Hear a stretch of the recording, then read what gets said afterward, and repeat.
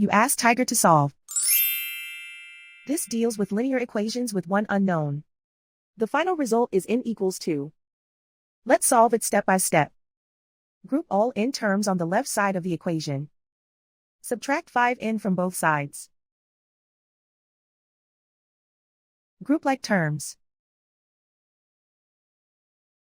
Simplify the arithmetic. Group like terms. Simplify the arithmetic. Group all constants on the right side of the equation. Add 3 to both sides. Simplify the arithmetic.